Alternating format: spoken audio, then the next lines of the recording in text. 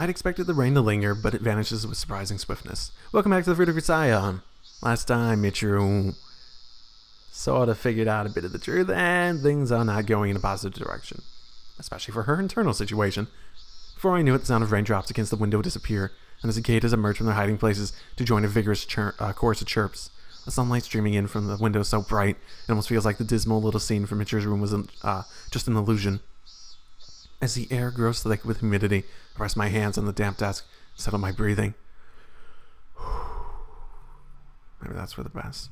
The world previously dark as night has at least regained its luster. I can only hope to change. The change in weather rallies Michiru's spirits a little. Alright then. With those words, I push myself up off the desk. At times, it can be easiest to postpone the planning phase until after you started moving. My head feels strangely heavy on my shoulders. My thoughts are sluggish and vague. Once I verbally spur myself on, I don't think I'll manage to even take the first step forward. Alright then. What next? I speak again, trying to get into gear, but my wheels can't find any traction. Well, sometimes it doesn't come so easily. Well, sometimes it doesn't come easy. I continue to speak my thoughts aloud, but my strangely flat words evaporate into the muggy air. Seems like this technique just isn't going to work today. But fortunately, the deadlock's broken from the other side. I stand quietly and open the door. Michiru stands outside my room with a face full of regret and anxiety. Eyes darting back and forth. She plays with the hem of her skirt. The girl clearly hasn't calmed down yet. Judging from those terribly bloodshot eyes, she was probably crying in her room until not so long ago. She's just full of apologies lately. At this point, it's just no longer clear what she's even sorry for. Her meaningless words filler for when she doesn't know what else to say. You don't need to apologize. Want to come in? 大丈夫。でも私どうしていいのかわからなくて。I see. I'm not irresponsible enough to tell you it's not a problem, let alone don't worry about it, but right now you're too upset to really think about it. Maybe you should pet the cat for a while until you feel a little better. そうだね。私もそう思ってた。ナメル、ユージのとこに来てるかな? No, he's not in here. I saw him heading out of the school a little while ago, though. そっか。じゃあそこかな。私ニャメルを探しに行ってくるね。Michiru sets off down the hallway, presumably intending to head for the usual high ridge, but after only a few steps, she loses her balance and has to steady herself against the wall. Maybe you should get a little rest first. だってさっきニャメルに冷たくしちゃったからすぐ謝らなくちゃ。What, the usual? これあげるの。Michiru holds out her hand to show me a small plastic bag full of biscuits in the shape of various animals.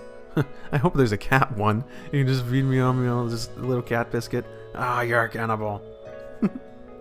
これはね、いい子にしてた時にだけあげてるの。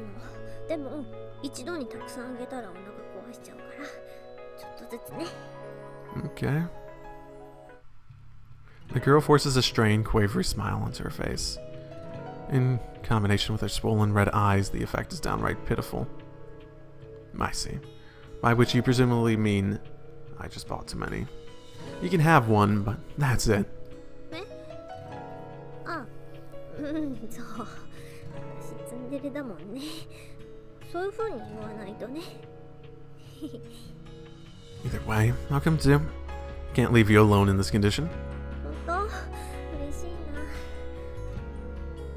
な。これってデートかな。 Man, you really are desperate for that, aren't you? Yeah. I think the term search and rescue operation is more appropriate. つまりデートじゃない。I decided to come along entirely on my own. Nobody else played any role. Is that not enough for you? それでいいよ。じゃあ行こう。 Okay. Michiru reaches down and grasps my hand. Since there's no particular reason to shake her off, I squeeze back with a moderate amount of force. What do you plan to do if someone sees us like this? Will your Cinderella reputation be ruined? いいのよ。ユージが勝手に付きまとってきてるってことにするんだから。Ooh. Oh, now you're going to make me into a stalker? You really are nothing but trouble, princess. やめ Looking around the area restlessly, Michiru calls out the cat's name again and again. Oh, probably wasted effort. I think I'd be able to sense his presence if he was hiding around here. Sense? The fuck does that even... Well, whatever. That makes no sense. I saw him running towards the road, so he probably left the premises a while ago. Maybe he's still around outside campus? 私が冷たくしたから驚いちゃったんだろうな。ねえユージ、ニャンメルが許してくれなかったらどうしよう。I'll forgive you. Give him a little food and he'll forget it ever happened. It's just a cat, you know. 何よその言い方。Yeah. やっぱりいないな。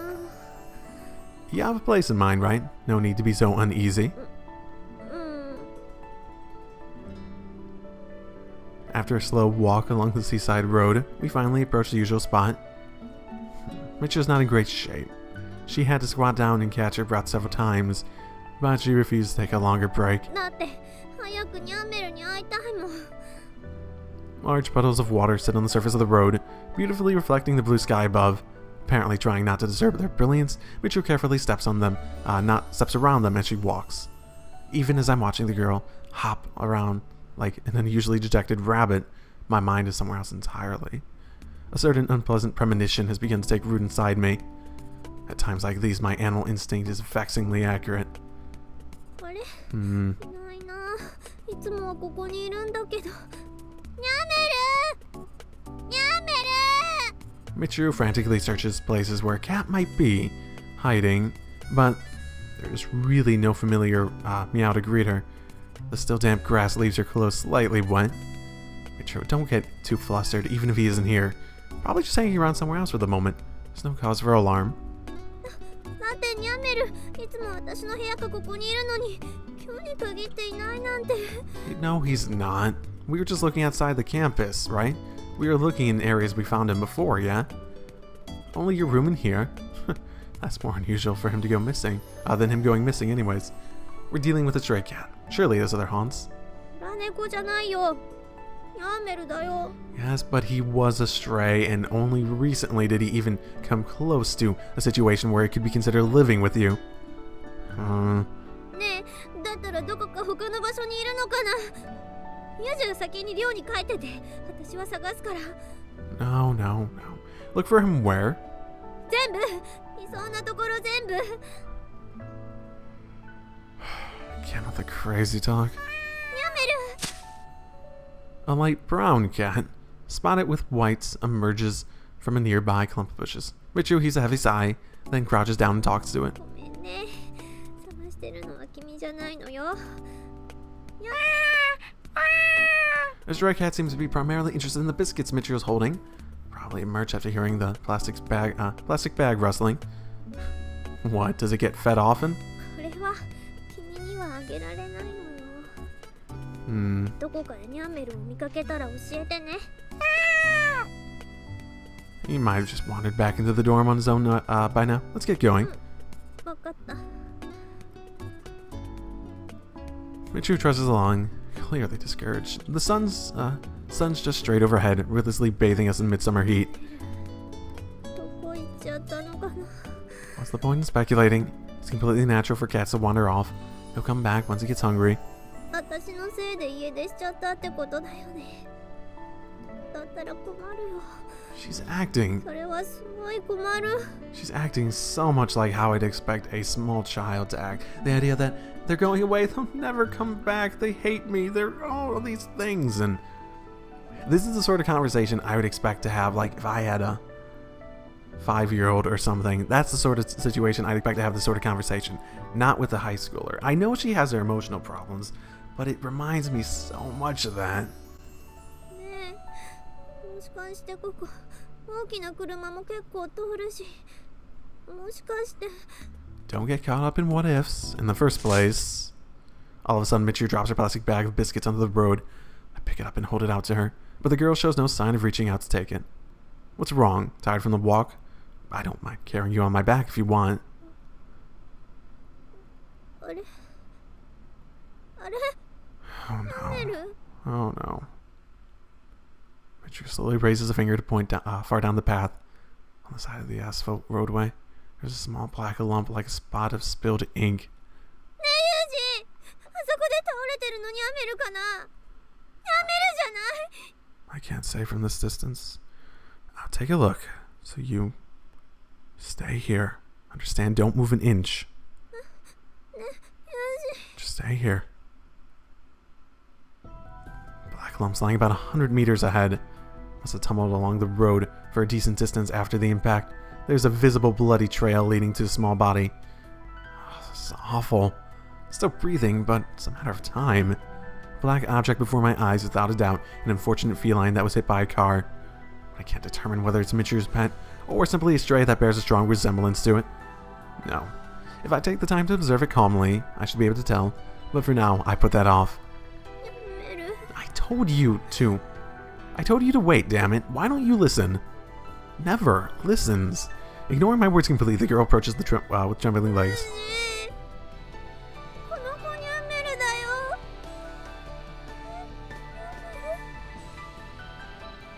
Michiru's expression instantly crumbles with despair. Her eyes are already full of tears. I briefly hesitate, uncertain how to explain the reality before us. Cat responds to Michiru's calls with a feeble croak. It's unmistakably the familiar meow.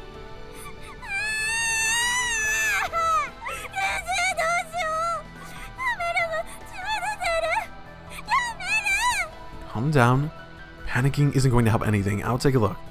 Examine the cat where it lies limply on the road. There's bleeding from the mouth and ears.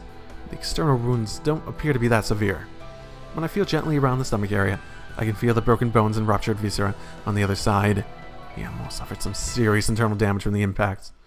Small bright pools of red blood have formed at the edge of the cat's eyes. When I pet his head, the animal blinks, sending them flowing down his face like tears. He's been avoiding me all this time.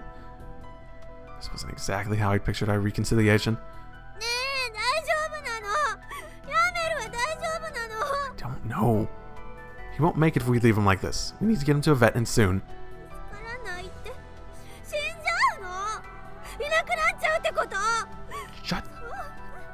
Shut up!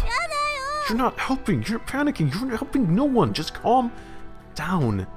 You'll die if you don't calm down. Tell me if you see a car approaching. All right, I'll stop them. Hey, wait. Are you trying to get yourself killed? Metro dashes out in the middle of the road. The driver screeches to a halt, then rolls down his window to shout angrily. I come running after him, put both my hands on the hood of his taxi. I'm sorry about my friend, but please hear us out. This is an emergency. Can you get us to a veterinarian quickly? We don't have time to argue, all right? In response to my forceful bluster, the apparently soft-hearted driver nods quietly. When I turn back, Michiru's already carrying the limp black cat in her arms. Get in, Michiru, and keep calm.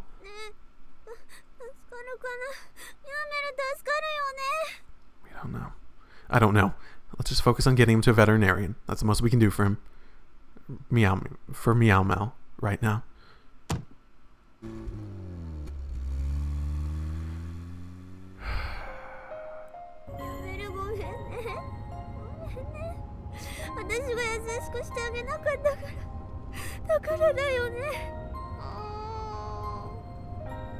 Inside Michiru's arm, Meow Mel draws ragged, shallow breaths, trembling slightly.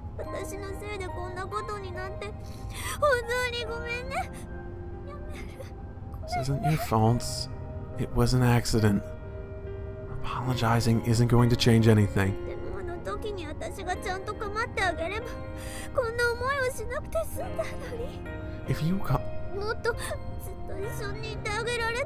If you start blaming every single instance down the cause and effect chain, if you start giving all the credit for something bad, for something good, for whatever down the cause and effect chain, then you start to just blame everything.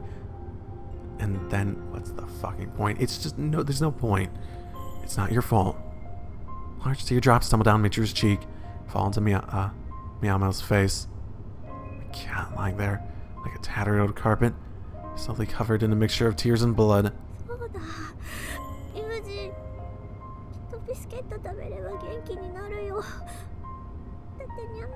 No. No. That's not how it works. That is definitely not how it works. Michiru seizes the bag of treats from my hands, then breaks one and places a tiny piece tip of her index finger. しょ。食べてね。お願いだから食べて。Meow Meow tentatively sticks out his tongue and licks Michiru's finger several times.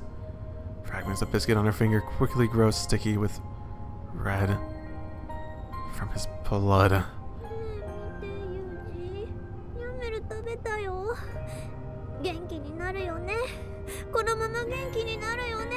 Starting the truth would be easy enough, but what the point? My lies can't dull her pain, much less save the cat. Offer them both a sincere answer. Hug him, Michiru. Just not too tightly. That's the only thing you can do right now.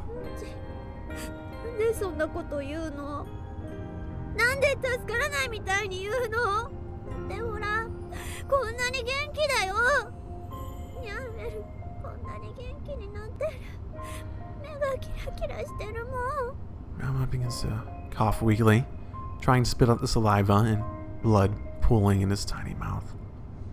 The light's gradually fading from his eyes. As Michiru strokes the cat, hair falls out in bloody clumps and sticks to the seat of the car. The driver glances tentatively back at us through the rearview mirror. Don't worry, I'll pay your cleaning bill. I reach out and gently rest a hand on Meow Meow's body. His convulsions don't seem to be getting any better. There's no longer any room for wishful thinking. It won't be long now.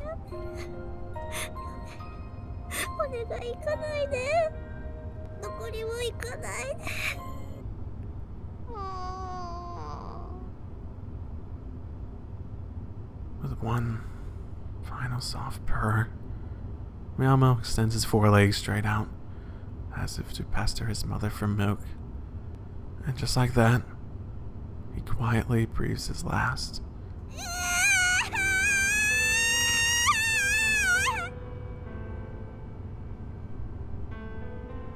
Michiru must have felt the very instant the tiny life disappeared inside her arms.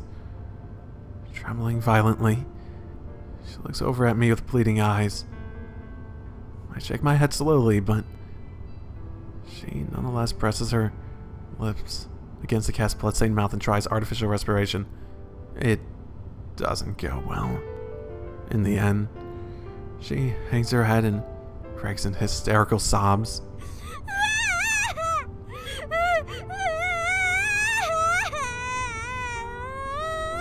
Some people would probably say it's only a cat. Or maybe, how much can a relationship that only lasted a few weeks really mean? But there's no denying the fact that this cat was an irreplaceable friend to Michiru. A beloved companion was just taken from her in the most meaningless, arbitrary way possible. Right before her eyes. In the worst fucking possible timing possible. There's not even anyone to blame. No story to explain it. No one to enable acceptance. Death abruptly wandered by and snatched him away for no reason at all. Sorry, but please change the destination to Mihama Academy. We don't have any reason to visit the veterinarian anymore. When I inform the driver of the situation, Michiru objects in a choked voice.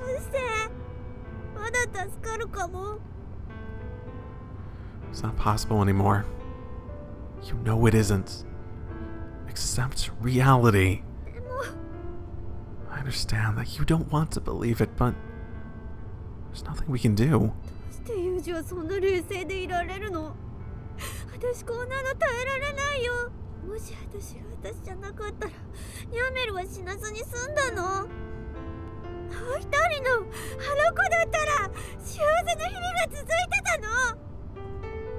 What use is there talking about that? You're you. And she has nothing to do with this.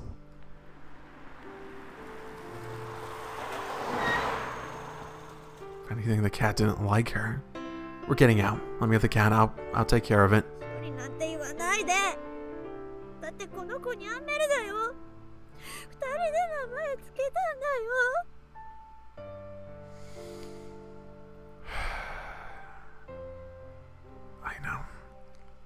I know. Look, just get out of the car, alright?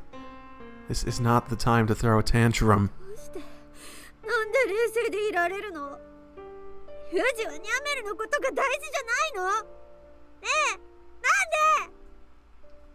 たのも私が名前をつけたからだ。やっぱり名前なんてつけなきゃよかったんだよ。私と関係しなければよかったんだ。もうこれ以上悲しいことは嫌だよ。誰かと仲良くなったり笑ったりしても結局最後にはお別れしかないんだ。もういい。こんなのひどいよ。 Grab Michiru by the wrist and forcefully yank her along. Shut up! Then embrace her forcefully. I hug Michiru's slender body against mine so strongly that it feels like I might break her. This is painful for me too. At those words, Michiru buries her face against my chest and begins sobbing convulsively. Miyama dying is a sad, terrible thing for the both of us. But you need to stop drawing connections that are not there. Kat's death has nothing to do with anything else. And you sure as hell were not at fault. This was an accident. I've been through something very similar myself. I know how it feels, alright? But there's no point in just breaking down. Do what you have to first. If you're going to cry, then do it afterwards.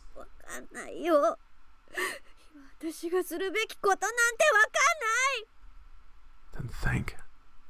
Don't run away.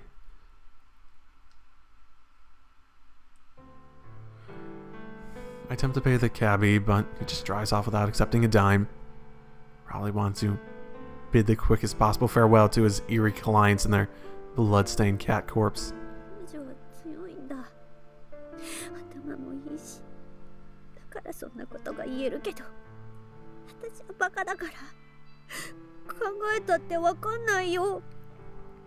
Michiru hugs the cat's body tightly, showing no intention of letting go anytime soon. She seems to have accepted the reality of its death, but clearly has no idea how to cope with it. It's not a stuffed animal in your arms. You can't hold on to it forever. Let me take the cat. I won't treat him badly. After a long internal debate, Michiru finally hands me the cat. Thanks to the summer heat, fluid has already begun to ooze out of its anus, and the girl's clothes are soiled. Great. Even so, she pets his head numerous times, clearly reluctant to part. I decide it's probably best to let her be alone for a while. After respectfully dealing with the cat's body, I return to my room and take a shower. The cat died. From an objective point of view, a stray cat was hit by a car. Nothing more, nothing less. In the animal shelters, abandoned pets and feral strays are disposed of in tens of thousands every year. To the world at large, the death of that cat is essentially meaningless.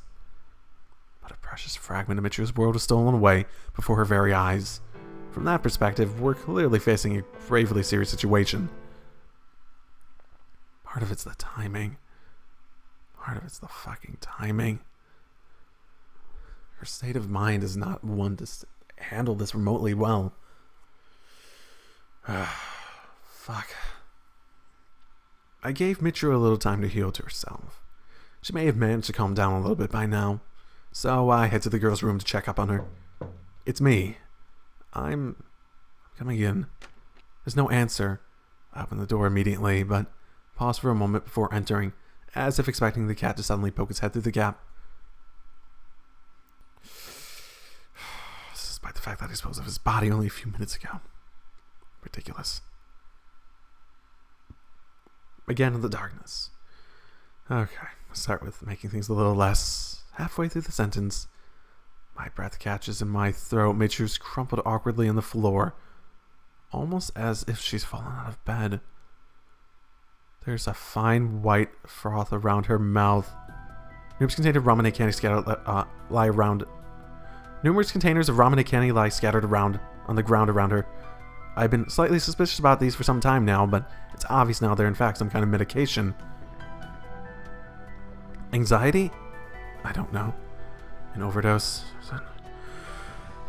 Lovely. I grab one of the lozenges from the floor and pop it into my mouth. The medicine quickly dissolves when I chew, leaving a powdery substance. I immediately spit it out and wipe my tongue with a sleeve. Not particularly strong drug, but that doesn't make it, an overdose any less dangerous. Michiru, open your mouth. I push Michiru up into the sitting position and wrench open her mouth with my fingers, but pulling out a thick lump of half-melted lozenges.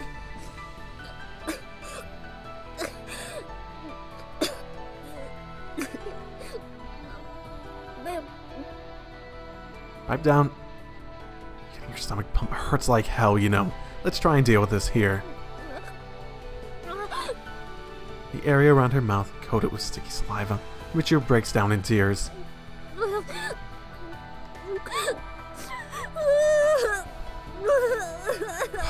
did a stupid damn thing just now. Expect a proper scolding later. There's no need to try to bear everything all by yourself, understood? I'm here.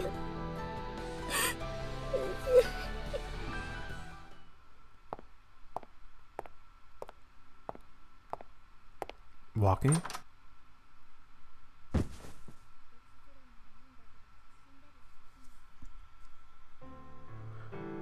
Sorry, Jizero. Oh, right. なんとか学園内で処置したけど、これは大問題よ。Very much so. I'm aware. I'll repay you for this soon. そんなこと言ってるんじゃなくて、もう今後は手は貸せませんからね。It's alright, I'm sure. You can sleep a little longer. Bail me out. What would I have taken? Would I have been told that I was at fault if something happened? Was that even me? Not the time to worry about that. It's alright, Michiru, you can sleep a little longer. 私は夢を見ていた。そこは穏やかで何の問題もなかった。もう元の世界には戻りたくないと思った。でもすぐに夢から覚めることも分かっていた。だから怖かった。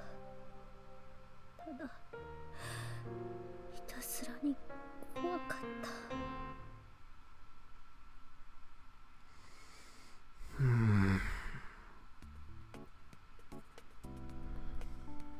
How do you even deal with this? I don't know. I have no solution. Definitely not a psychology expert. Probably not all that competent with it either. Maybe she just wants to avert her eyes from reality for a brief moment. Maybe she just wants to make a permanent escape from this claustrophobic box. Nobody knows Michiru's reasons.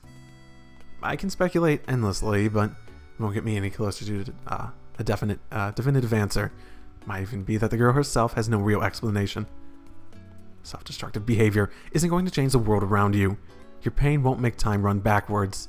Reality isn't going anywhere. Jizero told her classmates that Michiru had collapsed from anemia. Well, that does seem consistent with her other excuses.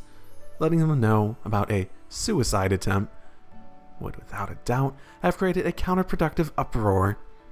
At this rate, the girl is going to end up shifting from a pseudo-tsundere to a sickly character.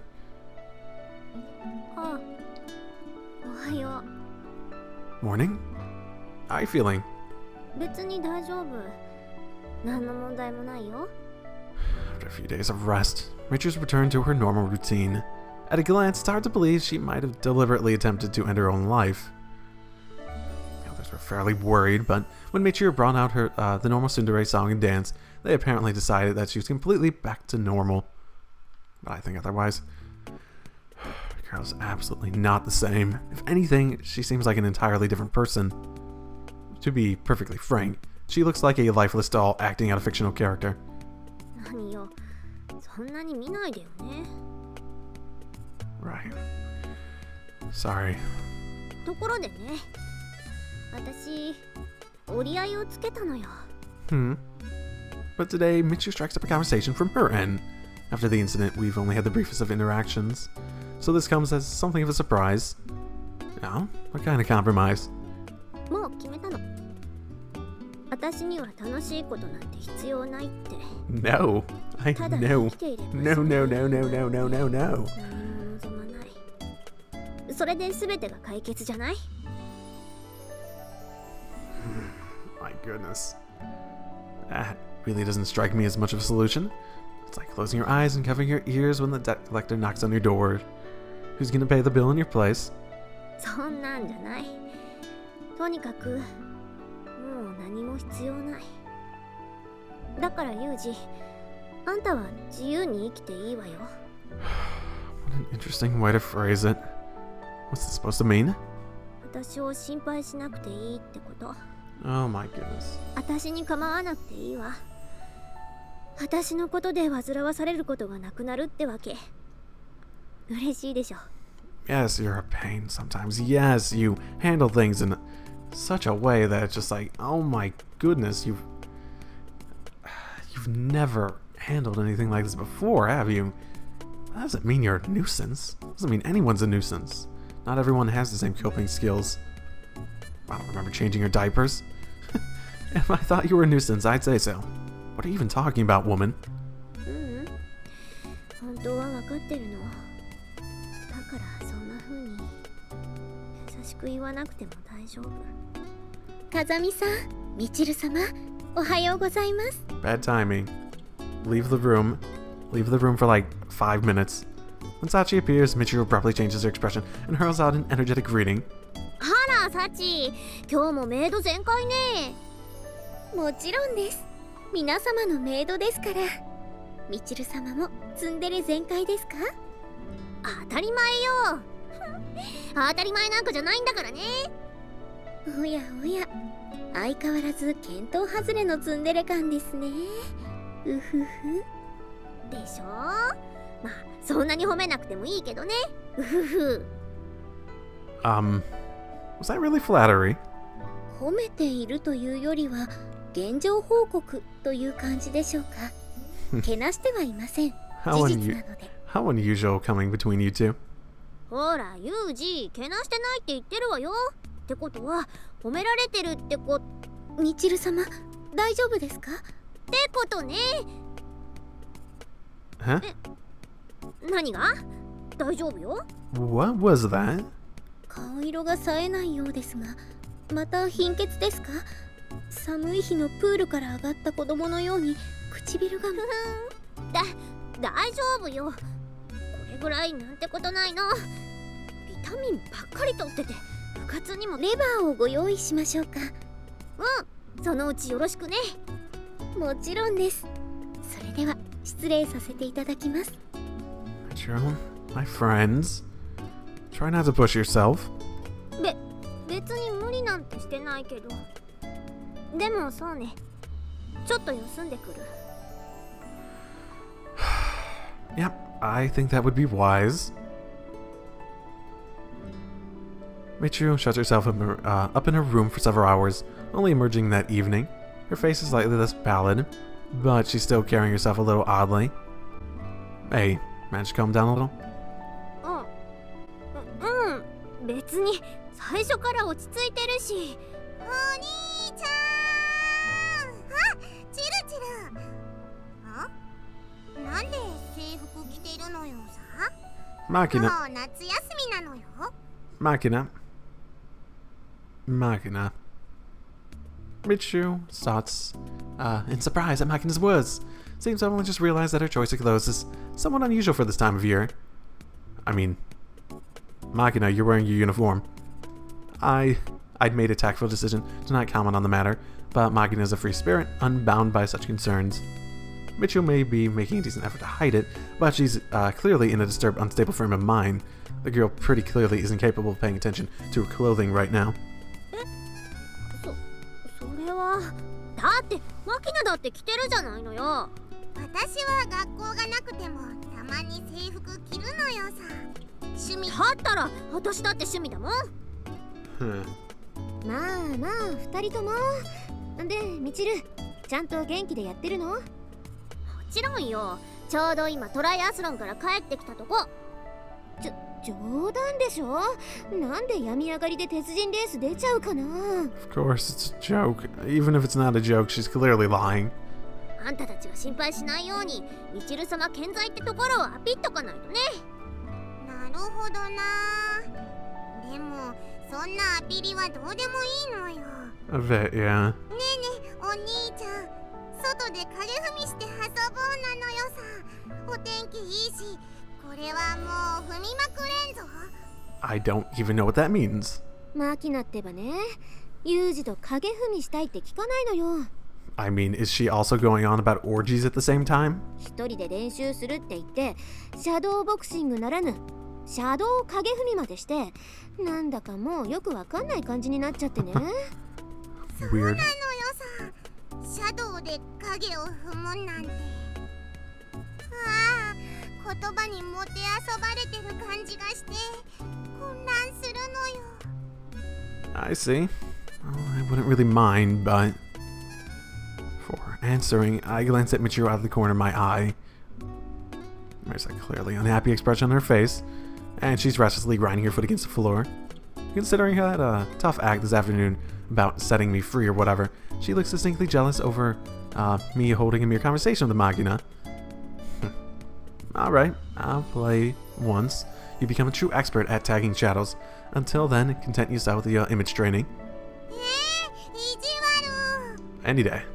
でも分かったのよさ。想像力をフルに使ってシャドウするのよさ。ふみ、ああ、集中しすぎて本当に影が見えてきた。 I'm pretty sure that's just your shadow. あ、そっか。これ普通に影じゃん。危ねえ。 Good job. 騙されるとこだった。ちょっと私そこの空き部屋で休んでくるわね。 So you have about 10 minutes of energy before you have to take a several-hour nap. That seems bad. あ、具合悪いの？大丈夫？平気よ。心配はゴムよ。なんか今発音変じゃなかった？ゴム？ゴム？それじゃあね。松島さん、この前渡せなかった6枚の。 I forgot about this. You're still acting weird, Sakaki. ごめんねユミコ、その話はまた今度。 Stop being so blushy and... Was she normal? Oh my goodness. ミチルってばまだ完全に体調が戻ってないみたいね。ねえユージ、様子見に行った方がいいんじゃない？ There's no way something didn't have to happen to Sakaki. That I mean I know there's a different writer for this route. It's been mentioned plenty of times. I can't imagine it being that different. Yeah, I was just thinking the same thing. Okay. Michiru, you alright? Answer me. You don't look so hot after all, Michiru. So let's... ちょっと来て。 Michiru grabs my wrist and unceremoniously drags me into the unoccupied room.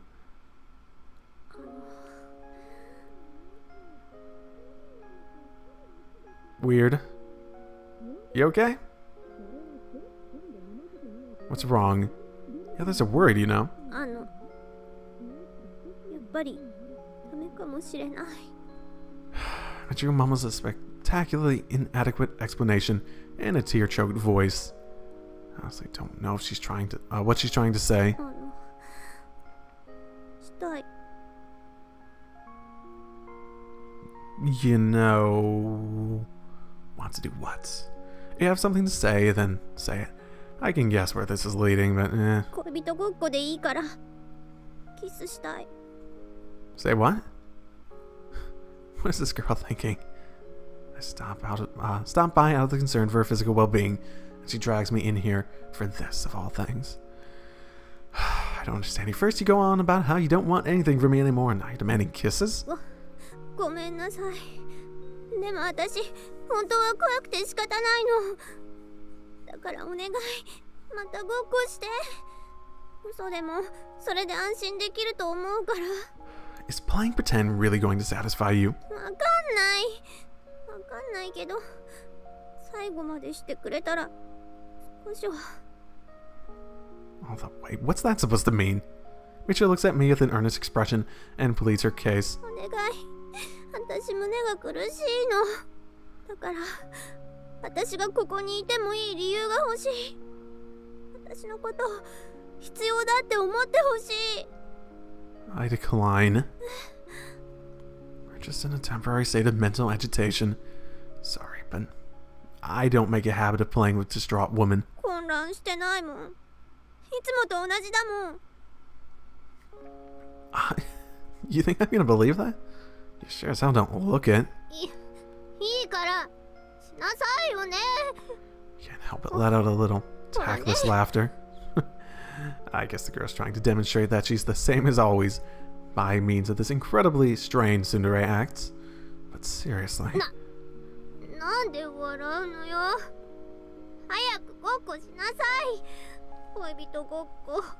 Honestly, you really are an idiot. うるさい。するのしないの。 Alright, since you insist that strongly, I'll play along. But is this really going to accomplish anything? わからない。わからないけど。そうしたら、ユージにいろいろ話す勇気が出ると思うし。 A lot of stuff, isn't? Well, whatever, that works. I do have a lot of things I want to ask you. I pull Michiru close to me and bring my face to hers. When our lips touch slightly, a soft moan escapes from the corner of her mouth.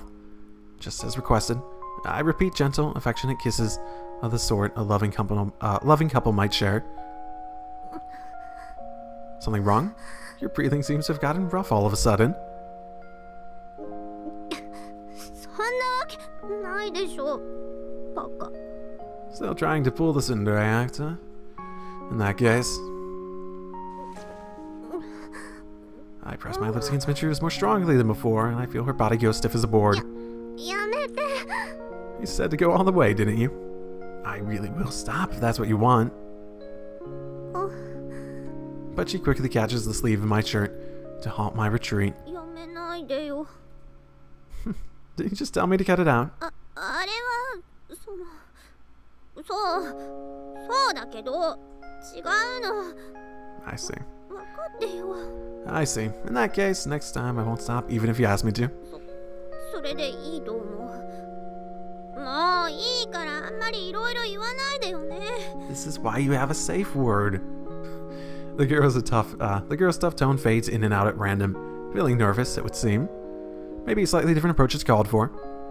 Don't make me do all the work, Michiru. Try starting to kiss yourself for once. Compared to me kissing you unilaterally, a give and take exchange would be more couple-like, don't you think? 仕方ないからしてあげるわよ。特別なんだからね。 Right. I bring my face towards Michiru and stop just as my lips are about to make contact with hers. Her cheeks flush a vivid shade of red. Seems she's taken the hint. After a hesitant moment where her lips flit back and forth, Michiru softly touches her lips to mine, lightly sucks against my mouth, and then retreats. Before she has a chance to turn her face aside in embarrassment, I follow and kiss her in return. We press our lips together again and again, alternating attack and defense. Michiru?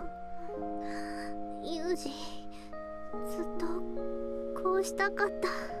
Should I say it's obvious that this was changed in the all ages version, just based on the dialogue? Whenever our mouths part for a moment, Michiru looks up to me with moist eyes. I reach out, stroke her cheek, then gently wrap my arms around her shoulder and pull her closer. Before I knew it, Michiru's fallen asleep in my arms, but we can't exactly lie around here all day. I lift the girl onto my back and head for her room. I wait at Michiru's bedside as she sleeps, occupying myself at a time like this. But it's the surest method I have of regaining emotional balance. Well, I can sort of guess how that... I mean, just some of that dialogue felt like it wasn't written for that situation. I guess that's the difference between all ages and uncensored, and realistically, I would be most fine with something in between, where it's more subtle, but doesn't take away what's actually happening, because I'm guessing the all ages, like, we can't actually have sex happening. We can't actually do that, or anything like that. And, so we're just kissing, blah, blah, blah. Probably not. let's just take it as a metaphor. But if they did it more subtly, without turning it just like straight into porn, that's where I personally prefer that sort of scene, because you can you can be very, more poetic about it, I guess, because it's supposed to be those sorts of scenes in where they place. They're supposed to be very emotional, and there probably is a better way to write them, I think, than just straight showing it, in my opinion.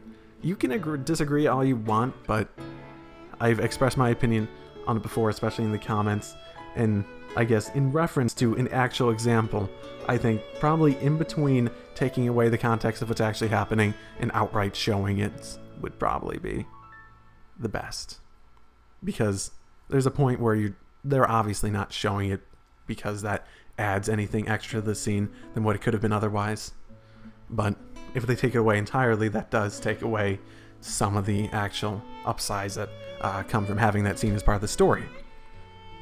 I guess I don't care enough to go on about this any longer, but that's my opinion, and if you disagree, you can disagree. I know some people disagree, and they very strongly disagree with me on that opinion, and it's fine. You can believe what you want, and I can believe what I want, and I will play my games how I want to play my games. But out of the two, I prefer this, if I had to choose between the two. Mainly because you still get an idea of what is supposed to be going on. I wait at Michiru's bedside as she sleeps, occupying myself with the book. I feel exasperated for reading a time like this, but it's the surest method I have of regaining emotional balance. It's not like I'm an indifferent robot. Sleeping with Michiru has complicated my feelings more than a little. He's outright saying it. Okay. I just consider it a metaphor. Kissing, yes. When I look up from the book for the first time in a while, the girl is awake and watches me quietly. I ask if she's feeling alright, prompting a quiet. It hurts. Your lips hurt, right? What? Did I knock you against something on the way up here?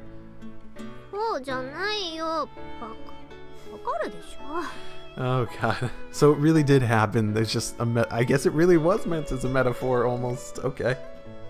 Sorry about that.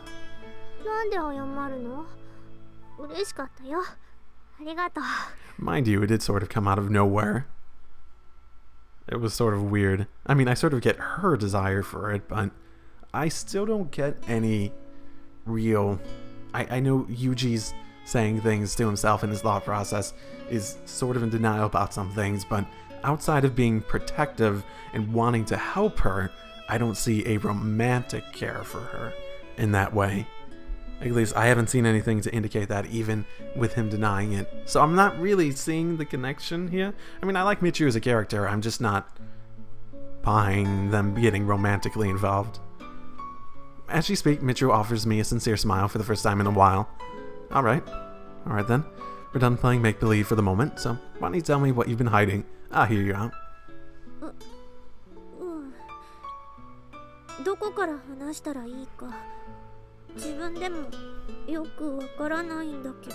I lowered my paperback to the floor, shifting my attention to Michiru's story. Ah. Answers of the answer. There's another me inside me, she says. I'm not playing with words or anything, it really is a completely different person. My body doesn't belong to me alone. That really scares me, but it's thanks to her that I'm even alive today. She knows everything about me, but I know nothing about her. In that case, which of us has the better claim to be the real me? I was born into a relatively wealthy family. My parents valued me highly. Okay, explains why you're here. All the more so because I was their only child. They provided me with an excellent education, hoping to raise me into a worthy daughter, one they could show off with pride. Although still a child, no, maybe it's because I was still a child, they brought countless tutors to our home to pack knowledge into my head. And you're this stupid? Okay, whatever. Like travelers stuffing all their luggage into one tiny, overburdened suitcase. Tutors were all excellent in their fields, and they all were charged heavily for their lessons. After studying with them, even the most uncooperative and dim-witted of children could be safely sent off into the world. But I guess I was sort of a special case. It took a lot of time and trouble for me to learn the simplest things. When shown a perfectly clear example, and then told, "Now you try, please," I couldn't even imitate my tutors properly. I understand what I needed to do, but when I tried to put that knowledge into practice, my voice would quake and my throat would go dry. Even though I wasn't being threatened in any way, tears would come to my eyes. Piano and violin, arithmetic and the English alphabet, it was all the same, no matter what the subject. When I hesitated, my tutors would say, "You didn't understand? I'll do it one more time," and repeat the example faster than before. And then they would glare at me with eyes and say, "Just get it right already." That really, really scared me. My body would freeze up entirely. My clothes would grow damp with sweat. By the time my molars began to chatter against each other, I could no longer muster the strength to even try. The tutor would scowl down at me, looking ready to burst into angry shouting at any moment. The heavier their gazes weighed on me, the less I could move or think. Time crawled past in empty silence. In the end, the tutor would simply sigh in exasperation and leave the room. It wasn't uncommon for my lessons to end with nothing more than that. Ejected and humiliated, I could only reflect on my own uselessness as I stood in my quiet room, stock still alone.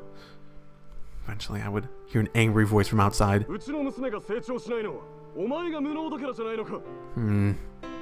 Again and again, violent words rattle against my window pane like fat drops of icy rain. I would cover my ears and wait for the storm to pass. It tended to go on for quite some time. When the shouting finally ended and silence returned, my father would come to my room and push open the door. Well, that's part of the thing about teaching. Especially if you want to teach someone, you gotta understand how they think. You gotta understand where the problems and the roadblocks lie. You don't just say, "I understand this is how you do it, now go do it." That's not how you teach.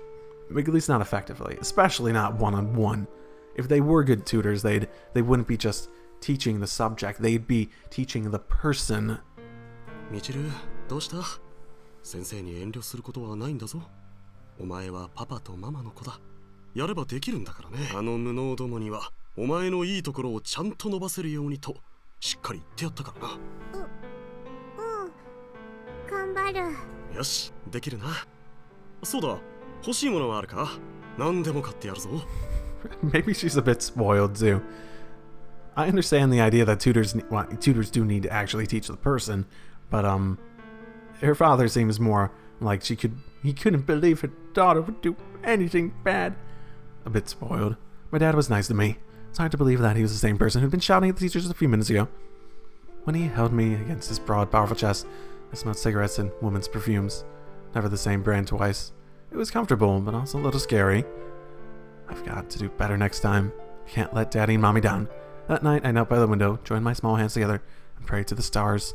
神様、私がちゃんと習い事やお勉強ができるように、しっかり見守っていてください。Next day was my regular music lesson. I sat perched quietly in front of the piano that had been shipped overseas from Hamburg, waiting for the teacher to arrive. Okay, I think they're a little more than wealthy. My goodness. In that moment, if somebody had snuck up and hit the keyboard, I might have tumbled right off the bench. My anxiety and fear must have shown on my face.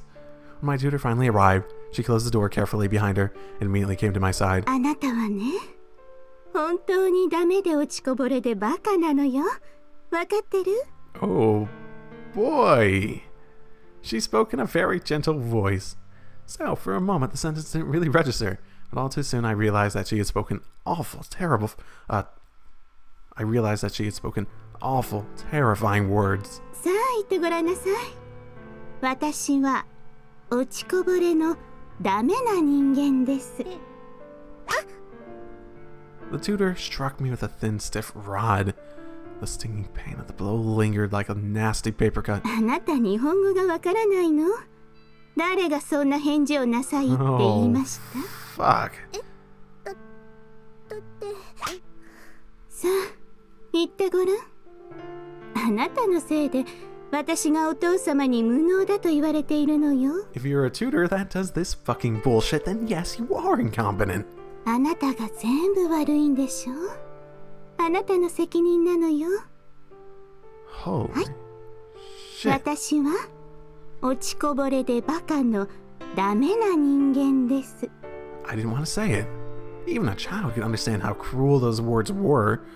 But I was so terrified of being struck again that I squeezed them out anyways. 私は落ちこぼれでバカなダメ人間です。そうね。よくできたわね。褒めてあげましょうね。はい。そうそう。先生が指導したところ、お父様に見せたらダメよ。もしそんなことしたら殺しますからね。 Wow, okay. I don't think she could have been serious, but my entire body shrunk in fear. So terrified that I couldn't answer. Since I didn't respond, she hit me again. From that day on, violence came to be known as discipline. いい子ね。ではレッスンしましょう。 I had numerous tutors. After that day, it wasn't long before every one of them began to discipline me in the same way. A female tutor might have told the others that I wouldn't tattle to my parents, no matter what they did to me. Their discipline grew more refined with time, developing into a kind of art. They found ways to cause me pain without leaving telltale marks behind. Skillfully and thoroughly, they broke me in mind and body. It became impossible for me to look people in the eyes when I spoke. I was never good at holding lengthy conversations, but my responses grew shorter with every passing day. By the end, I was barely speaking at all. So is this why she has to put up the tsundere act? She doesn't know how to do anything else, so she just plays pretend? Even then, my suffering might have been slightly meaningful if those Spartan lessons had produced results. But no matter how hard I tried to please my tormentors, I never improved my evaluations. My father dismissed the tutors in 1s or 2s for my terrible results, until none remained. They cursed me to my face before they went. Some even spat on the floor of my room before stalking out. みちる、何か嫌なことはあったかい？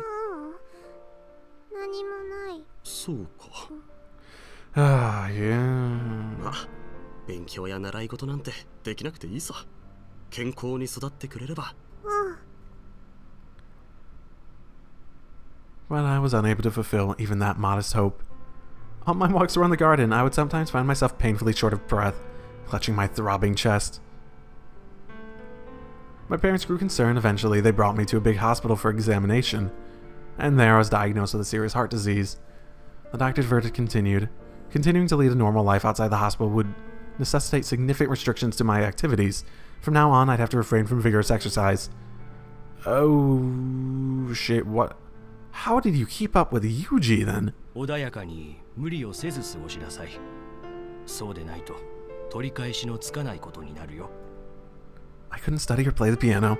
I'd never been much of an athlete, but even talking with people was a struggle. And now I'd become an invalid who couldn't even live a normal life. As I watched my parents' faces fill with disappointment, a thought occurred to me. Ah, look at that. My tutors were right all along. They told me I was a stupid, useless person who didn't even deserve to live. They weren't wrong. I must have said it hundreds of times. Why didn't I figure this out earlier? Of course they beat me. It's only natural to treat garbage like garbage. Thinking that way made me feel a little better.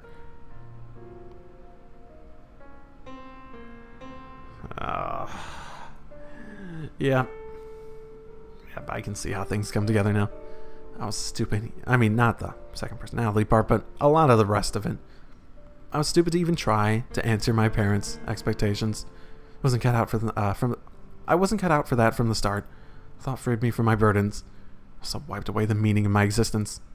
But soon my parents had lost all hope in me and devoted their nights to producing a new child. Their previously frequent visits to my room grew rare, and the time I spent alone increased. My room was always cold. I kept the curtains shut throughout the day. Little by little, I felt myself slipping away from the world outside. Nothing I did turned out right, but of course it didn't. I was defective from the start. Clumsy and awkward as I was, I soon found the one and only thing I was good at. Letting time roll past in empty, uneventful silence. I would sit quietly in the corner of my room, not budging a millimeter all day, simply drawing breath. That alone became something of a specialty of mine. Even a mollusk at the bottom of the sea couldn't probably beat me at staying still. That was all I had left to be proud of. I continued to live like a lamb. Biologically speaking, I was a human being. My body grew larger little by little, and in time I stopped being a child. I was no longer allowed to shut myself in my room, doing nothing. I had to go to a place called school. Man, this all happened before she even started going to school? The little mermaid who lived at the bottom of the sea couldn't speak the human tongue very well. By the same token, I couldn't really communicate with other students. It didn't help that I was a Kalam, not a beautiful princess. Everyone around me could live a normal life. I envied them from the bottom of my heart. I couldn't study or make friends. Moving around a little would just get my heart screaming with pain. Just keeping myself breathing was all I could manage. At first, a number of my classmates made an effort to draw me out of my solitude. But I didn't know what to say to them. Most of the time, I just nodded my head and mumbled, yeah, with a stiff expression on my face. Inevitably, the people who approached me gradually gave up, and eventually the class came to operate as if I wasn't there. It was kind of a relief. In a way, nobody expected anything from me, so I couldn't disappoint anyone. It was as though I was made of air. Even in school, I could return to my life as a Kalam. I thought that was just fine. Not bad at all. My parents made sure I went to school regularly, probably thinking I'd at least have to communicate with other people there, but it wasn't rare for me to go an entire day without speaking a single word. Even when the teacher took attendance, they just glanced in my direction, not bothering to call my name.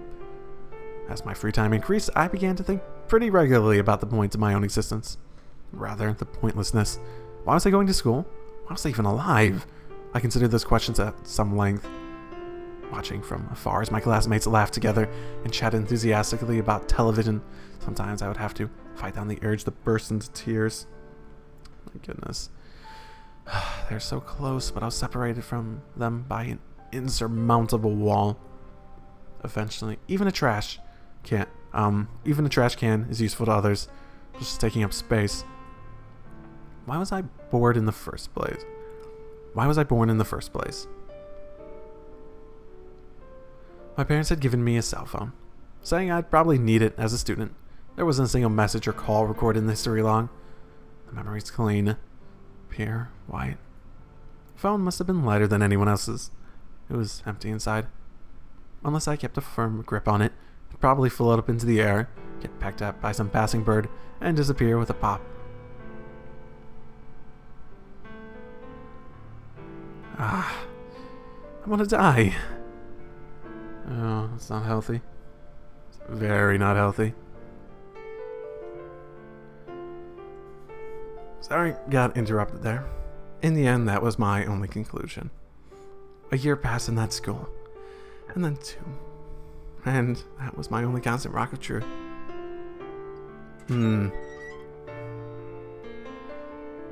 On the deserted rooftop of the school building, looking up into the blue sky that stretched out over the road to the school, I longed for death. I simply didn't understand the point of continuing to breathe. Living every day as a non-entity is something like walking an icy road in bare feet. At first it's scary, but soon enough your nerves are paralyzed.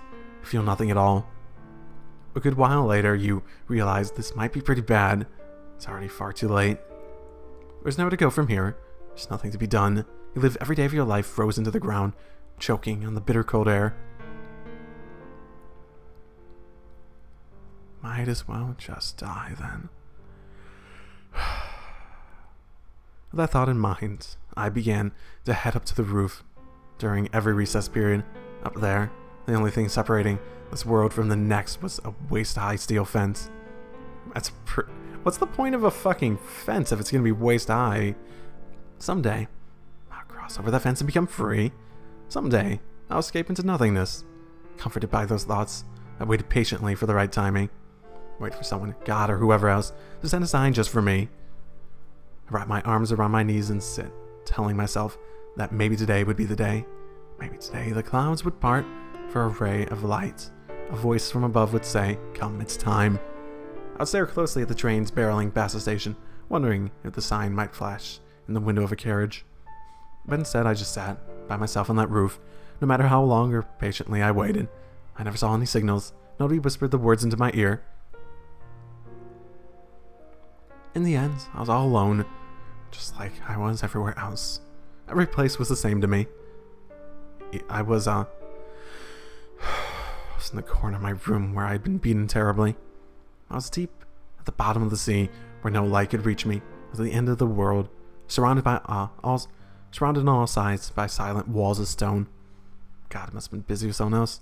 Otherwise, why wouldn't he fly over to me and speak the words? One day, when I went to the roof as usual, I found a girl who had just, in that very moment, crossed over the fence. She was standing boldly at the very edge of the building, staring straight ahead. And when I saw her, one powerful thought filled my mind. That's not fair. After all my anguish, internal debating, all my suffering, all my waiting, I couldn't get myself over that fence. Why did this girl get to make it look so easy? The girl's going to kill herself. She's going to leap off of the roof, fall into the concrete below, and end her life. It's obvious enough from the way she stood there, straddling the border between roof and sky, arms outstretched like wings catching the wind. Seemed almost to be enjoying herself. It wasn't the sort of pose that you could make if you cared about your own life. Anyway, it wasn't fair. Why did she get to die when I had to live? I didn't have the first idea who she was, but it just wasn't fair.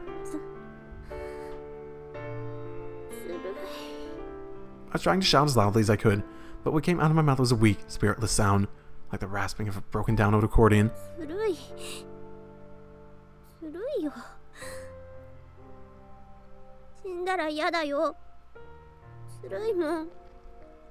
Probably didn't help that I wasn't used to conversation, but my voice just wasn't coming out right. The girl quietly stared down at the ground far below, not even noticing my presence behind her. She seemed to be looking for the exact moment to jump. Maybe God had already given her the signal.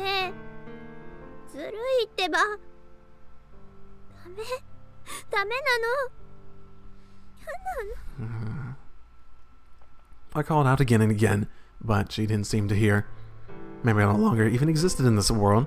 Maybe I'd slipped in some alternate plane of existence long ago. That was just peeking into this world in an interdimensional one-way mirror. She ignored me so completely that it seemed possible.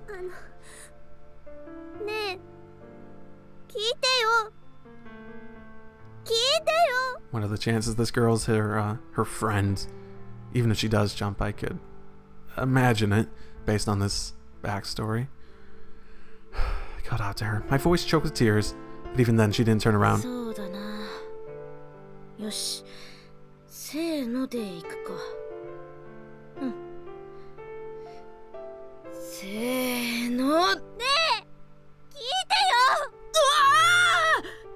The girl's body went into spasms of shock. She looked like a wild animal with its fur standing on end. Wasn't that the point? And then, at long last, she timidly turned around to face me.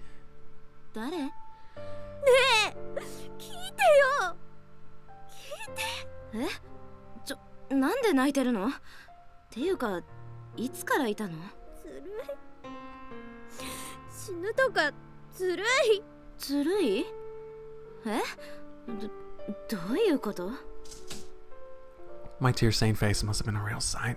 The girl lifted herself over the fence and returned to this side. She's wearing the same uniform as me. Unsurprisingly, she was clearly from my school. Oh. She gets artwork. Interesting. Interesting. She handed me her handkerchief, and I dried my tears. Nothing like that had ever happened to me before. It was embarrassing, but it made me sort of happy. I didn't really know what to do next. It was kind of a hard question, actually. I just didn't want her to die. And it's not like I was about to lecture her on treasuring her life or anything. I was just scared by the thought of someone escaping this world while I was still hesitating on the edge.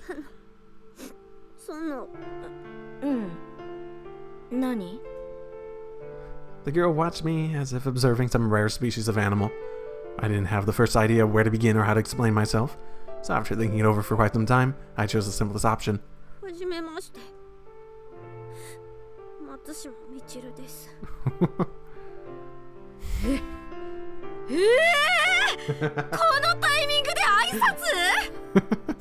Oh, she would.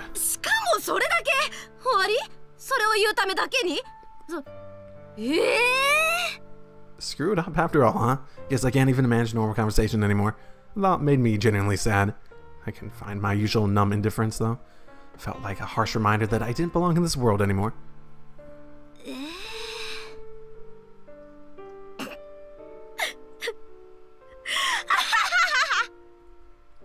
Watching his eyes slump my shoulders dejectedly, the girl burst into laughter, and although I didn't have any real evidence either way, it didn't feel like she was mocking me. I was relieved, happy laughter, the sort of laughter I hadn't heard in a long time.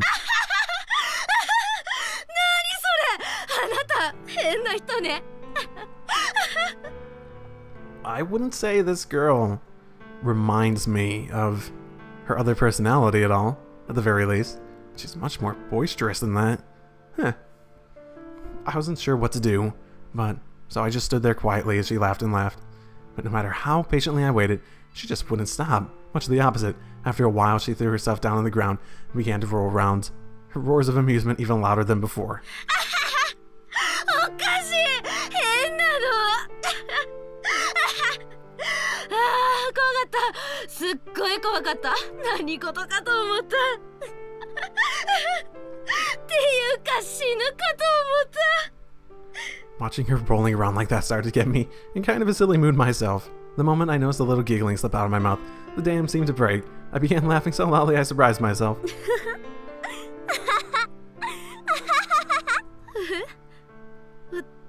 笑ってる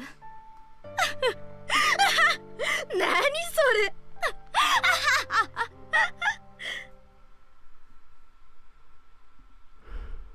The two of us laughed for a very, very long time. Long enough that the color of the sky changed above us. Long enough that I could almost believe whole seasons had passed by. When her laughter finally came to an end, the girl rose shakily to her feet, both hands clutching her belly. She opened her mouth to speak, but at first could only manage a few high-pitched giggles. 死ぬ気なくなっちゃったなこれ So, that was it after all. The girl had been planning to die.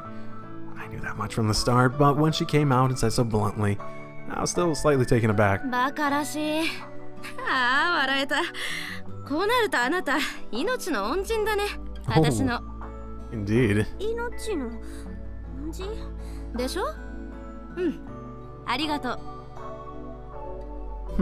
I didn't deserve to be thanked by anyone. Why is she saying this to me? なんでむしろなぜなくよしよし落ち着け落ち着けどう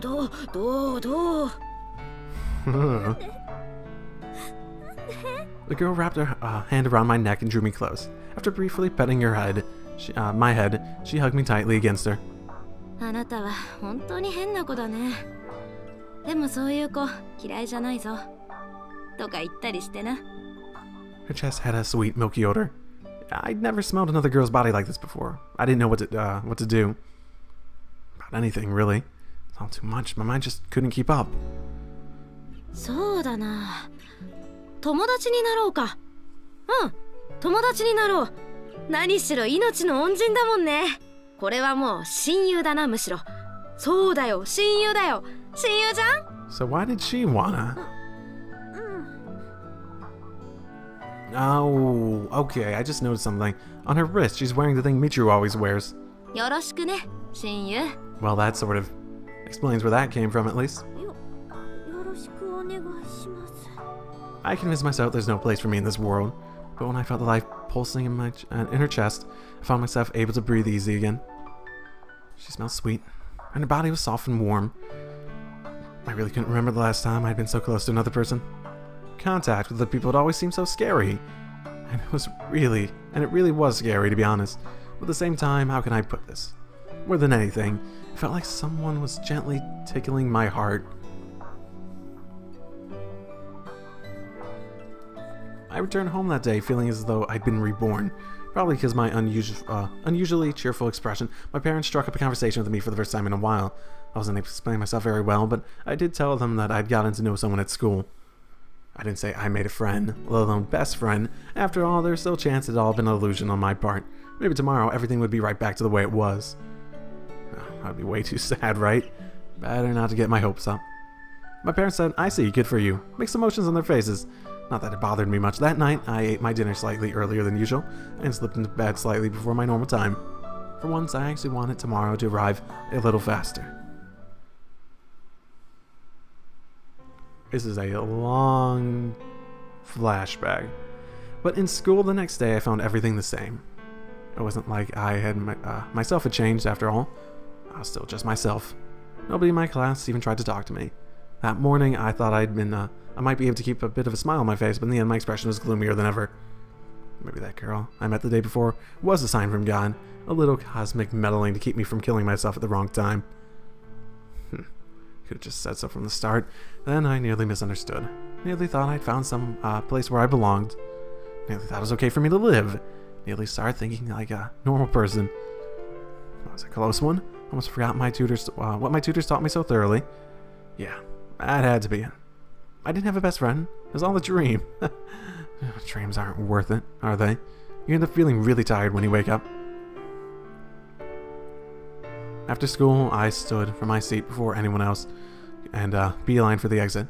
For now, I wanted to go out of that place, but the rooftop had become frightening, so I couldn't go back there. I wanted to run away, but I couldn't figure out where to go. All I knew was that I didn't want to be where I was before. When I slid open the door and dashed out of the hallway, there was a harsh thump and everything went black for a moment. In my haste, I'd run headlong into someone. Somehow squeezing at the words, I turned to run, but before I could take another step, someone firmly seized me by the back of my uniform. I reflexively dropped my bag and shielded my head against a blow that would follow. This is a deeply ingrained habit from my childhood. When the tutors hit my head strongly, the nausea and dizziness would sometimes last for hours. Nothing else I wanted to avoid that. But the violence and I feared didn't arrive. On the contrary, my captor bent down and picked up the bag I had thrown to the ground. 相変わらず変な人だね、松島みちる。It was the first time in a while somebody had bothered to call me that. A silly thought flashed in my head. Oh, so that's what my name sounds like. ねえ、お腹空いたからどむんない？おごるから。Dom Dom? I don't actually know what that is. In front of my eyes was the girl from the dorm. I was definitely awake, but somehow I was dreaming. 断ったりしないよね。親友だもんね。この後何か用事でもあるの？ I couldn't get myself to speak properly, so I shook my head vigorously from left to right. No, nothing at all. And I kept right on doing it until at last the girl reached out and caught my cheeks in her hands to hold me still. わかったわかった。それじゃあ行こう。お腹空いちゃった。She led me by the hands, and for the first time in my life, I entered a so-called fast food restaurant. Ooh, I guess that's a fast food place, Dom Dom. Okay. Well, I mean, you know she's gonna die, right? The complicated menu and colorful photographs left me lighthearted. I mean, it's not difficult to see where this is going. She dies for whatever reason. Probably something that Michiru thinks she can blame on herself, and she takes that as another sign that she doesn't deserve happiness or whatever, the same way that she has the Meow Meow. Maybe not exactly the same, but calculated menu and colorful photographs left me lightheaded. I didn't have the first idea how to order. After stewing confusion and panic for a long while, I tugged at her sleeve. I quietly nodded my head. She just watched me for a moment and laughed in amusement. A little later, a small tray sat on our surprisingly cramped little table, bearing the hamburger and fries the girl ordered for me. I felt like she was really close. Eating a meal with my face so near someone else's kind of made me nervous. I could feel my stomach churning. What was I gonna do if I threw up? あなた隣のクラスだったんだね。こんなに面白い子がいるなんて全然知らなかった。ん？どうかした？これ写真と全然違う。Of course it is, because marketing. ハンバーガー？本当に面白いね。面白い？うん、面白い。そうだ、あなたクラスメートに何て呼ばれてるか知ってる？ Oh no. 私、そう、言われてる。しかも悪口。幽霊って呼ばれてんの。笑っちゃうでしょ？ You know, this might be a really good person for someone in her current state to meet. I sort of get it. Someone who's taking all the negative and turning it into a joke. なんでよって思ったから、そんなこと言うのよしなさいって言っといたわよ。She chattered happily on, swinging a fry back and forth. I had no idea how to respond. I mean, I was supposed to know that, I was surprised to know they bothered to badmouth me. I was even more shocked that she told them to stop. Why was this person being so nice to me? しかもあなたお嬢らしいじゃん。だからってファーストフード初めてってちょっと浮世離れしすぎじゃない？お嬢？そう、お嬢。ところでさ、携帯ある？わかった。それは今度にしよう。ひとまずここは私のおごりだから。そのぺったんこたーんとお食べ。どうせ私にはこれぐらいしかおごれないんだし。 Don't worry, she's got money. I picked up the miserably flat little hamburger from its bed of wrapping paper and took a large bite. To my surprise, a strong, vibrant flavor instantly filled my mouth. It might not have looked anything like the photo, but it actually tasted really good. どうだ美味しいじゃろ美味しい。なんで泣いてんの？謎なんだけど。美味しくて泣いてんの？それは大げさでしょ。 The hamburger was warm and the ゾウさんも大喜びだな、こりゃ。 The hamburger was warm and the girl in front of me was kind, and I couldn't stop crying. Not surprisingly, she looked a little astounded, but even so, she laughed. No matter what I did, she laughed. After that, she started coming by every day after school, inviting me along to all sorts of different places. Guess she must have found my complete cluelessness kind of entertaining. One day it was karaoke, the next to an arcade, the day after that something else entirely. I got to see a lot of new places and experience a lot of new things. ねえねえ、ここに書いてある初プリって何？ She laughed when I asked that question too. More than anything else, she was a girl who laughed a lot, and the places I went with her were always glittering with vivid rainbows of light. When I went back home after we said goodbye, my room looked a little stale and dismal by comparison. It was like falling into a broken down monochrome world. More and more I spent my time impatiently counting down the hours till our next outing, wishing she'd swoop down and take me out of there. I remember getting off the train with her at some station I'd never visited before, buying a matching pencil box in a store I'd never known existed. After anguishing over my choice for dozens of minutes, I brought her a small hairpin as a present and got a pouch in return. We traded hair scrunchies, ate ice cream together, and the days rolled by like one unbroken dream. Her email address and phone number recorded in my cell phone. I was too scared to send her a message or dial her number, but for some reason, just looking at those characters on the screen would bring me a smile to my face. One day, the two of us were on the rooftop after school, gazing leisurely out at the setting sun. A girl spoke to me in a quiet voice as the wind blew through her hair. みちるは聞いてこないよね。 Why? Yes. I don't think she cared. She might care now that she has a reason to reflect back on it, but 何が？どうして飛び降りようとしてたかってこと。 she was always smiling, so I wasn't taken aback to see her looking so serious all of a sudden.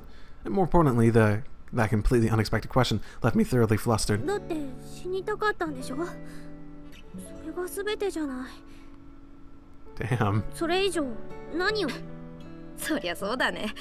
飛び降りの理由なんてそれしかないもんね。みちるは本当に変な子だ。そうかな。そんなことないけど。 I mean, this is nice, but it's definitely quite predictable. 私はね、いろいろな人にいろいろなことを聞かれるんだ。進路がどう、彼氏がどう、バイトがどう、手の傷がどう、もうよくわかんないよ。もっとシンプルな世界で生きていたいと思う。I didn't really understand what she was saying, so I listened very carefully. I hope that if I listened carefully enough, I'd be able to pick up at least a little. 結局さ、人間って一人だよね。私のことを心から大事にしてくれる人なんてどこにもいないんだ。I want to say that 最後 wasn't. にはみんな消えていくよね。 I want to say that wasn't true, but I couldn't manage to speak. 嫌われたくないな。だったら先に私から嫌ってやりたい。私から先に消えてしまいたい。なんてね。あ、ごめんね。行かなきゃ。うん。いってらっしゃい。みちる。何？好きだよ。 With those words, she playfully pretend kissed me on the cheek. My face went red as a lobster, and I made a strange little noise. 冗談。またね。 The evening sun was sinking below the horizon as she left, still laughing. I just stood there for a while as the darkness settled over the rooftop. That cell phone was always ringing. I didn't like it. Every time she was called off somewhere, she'd be quiet and subdued for a long time afterwards. Her smiles looked forced. I was worried somebody might be doing cruel things to her, but I wasn't able to ask. Sometimes I noticed nasty bruises on her arms and legs, even her face every once in a while. Oh, yeah, that seems likely. So I always just laugh it off, saying, "It's okay, I'm fine, don't worry." I knew it wasn't okay at all. But I was afraid that asking her something would pop the bubble Sure we had, so I kept quiet. Even then I knew I was being a coward. She had pulled me up from the bottom of the sea. Shouldn't I return the favor? Take her hand, like she did for me? The question tormented me for a very long time. There's no way I could do what she had done. Still a piece of trash. It was only thanks to her that I could laugh a little. It was only thanks to her that I could find a little happiness. I couldn't allow myself to misunderstand. This was a temporary world. A dream I'd wake up from eventually. Lingering alone on the roof, I gripped the cold metal handrail tightly. I didn't have the courage to make the short journey to the other side of the fence. For a few days after answering that phone call, my friend didn't attend school. I was afraid something bad might have happened to her. Just like when I was a child, I knelt by the windowsill and whispered countless prayers.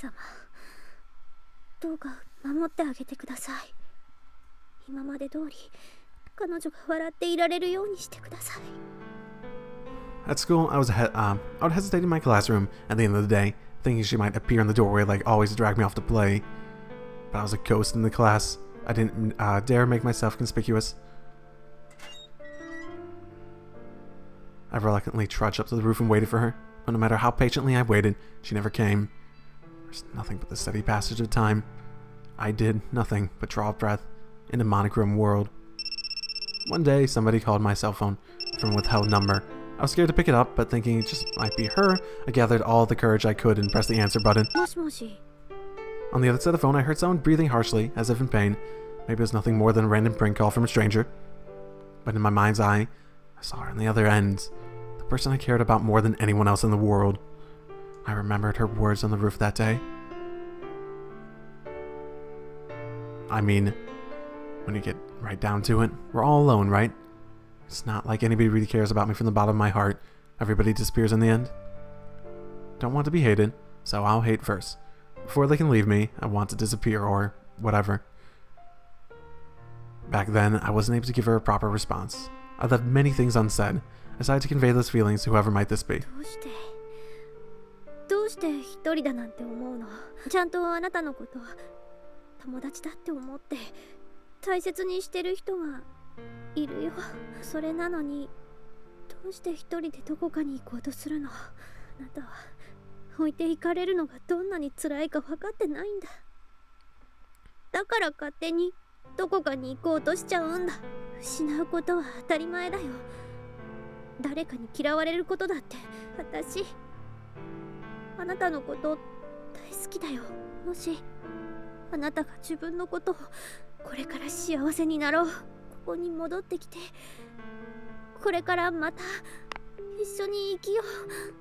The person on the other end of the line hung up without a single word.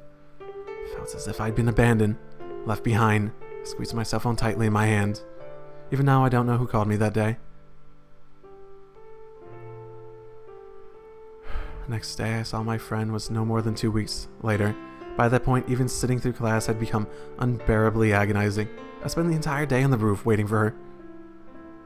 And one day, completely out of the blue, she appeared before me once again.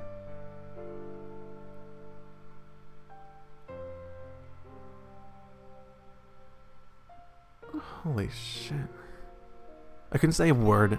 There wasn't a trace remaining of the girl who always laughed so happily. Her uniform was tattered and torn. Her hair looked like it had been hacked at with a knife. Oh, she has very green eyes. Huh. You know, I was told that apparently the anime very distinctly, changed the color of the eyes for Michiru's different personalities. Yeah. Well, that does make it more obvious. Her face, too, was full of bruises, numerous wounds as cruel as anything the tutors had inflicted on me, and they were openly visible to even the most conspicuous of places. Something terrible must have happened. Something so terrible that I didn't even want to imagine it. It must have lasted a horribly long time. Just like that, there were tears in my eyes. God didn't protect her. I couldn't protect her.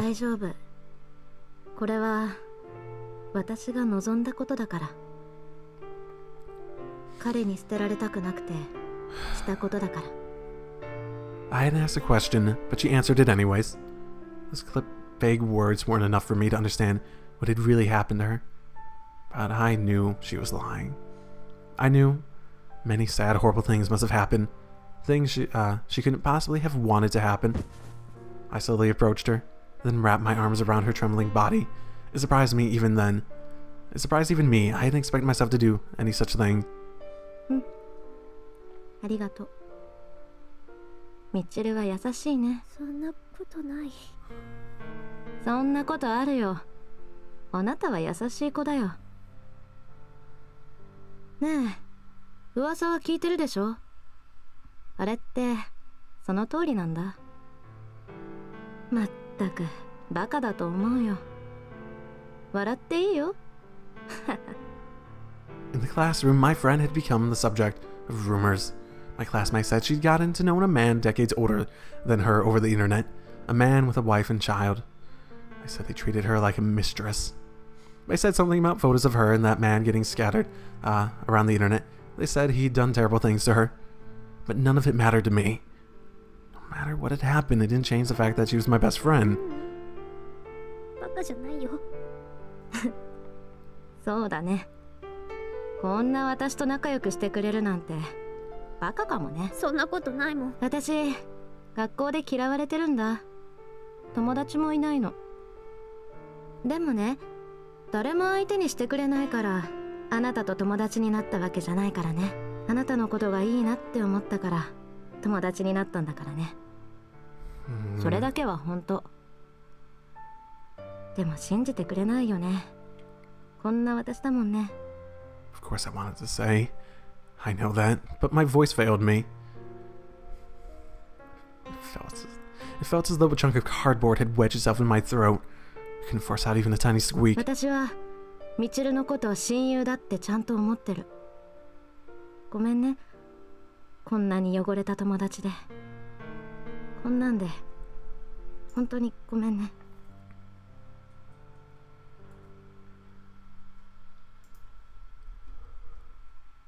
I wanted to tell her that she wasn't filthy, but I couldn't say a word. All I could do was hug her tightly.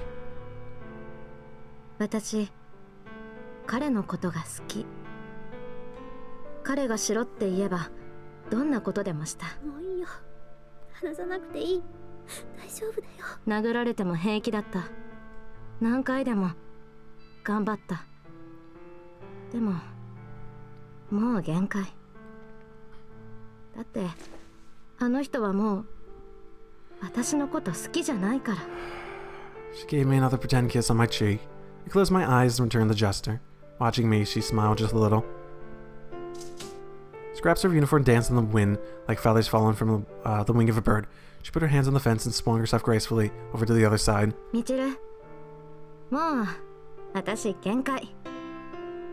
あの人が私に興味のない世界になんて、あの人が存在しない世界になんていたくない。Straddling the border between roof and sky, standing in the line that divided this world from the next, she spoke to me. A single thought ran through my dazed brain. It's just like the first time we met. 先に行くね。I wanted to say I'll come with you. You're not the only one, you know. I'm not interested in a world without you in it. So if you're going, I'll come along. Just don't leave me behind. Don't leave me here alone. I wanted to tell her. You joked that you loved me once, but I really do love you. It's the reason I'm still alive today. I want her to know, but I couldn't speak or even move. My body felt like it was encased in concrete. I couldn't lift a single finger. さよなら、ミチル。I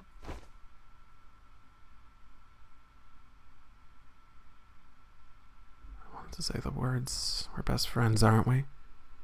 Let's die together. But instead, I just watched her in silence. Like a complete idiot. See? I was right. I'm the stupid one after all.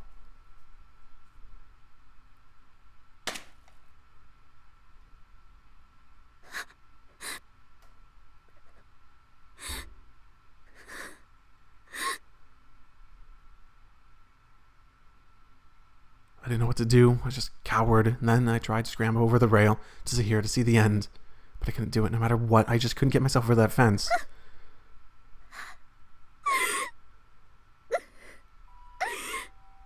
I could feel my feet giving way underneath me. I couldn't even keep myself upright. Why hadn't I died with her? I was right there. I was right from the start. There's never a place for me here. Screwed up big time, didn't I? Shouldn't have let myself think I could become a normal person. Shouldn't have thought I could find something like happiness. In the end, it vanishes. The bubble pops. In that case, it would have been better just never have gotten my hopes up in the first place. Just like my parents stopped expecting anything of me. Should have stopped expecting anything from the world. I heard the wail of a siren and chorus of horrified screams far away. Then I fainted. My body still twined awkwardly around that fence. Just before I lost consciousness, I heard the sound like the click of a television set falling silent. I don't know if it was a hallucination or not, but I heard it clearly.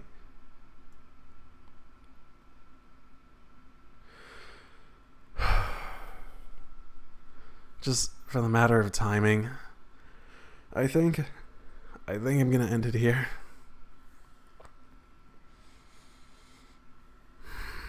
Fuck. Click of a television set though. Not sure what that means. Fuck. No. That fucking sucks. I don't have any other way to say it. I've never been pushed to that point, so I can't understand entirely myself, but just having that mentality by itself would make someone so sad in their life. I can imagine that, at least. I'll see y'all next time. Drive safely.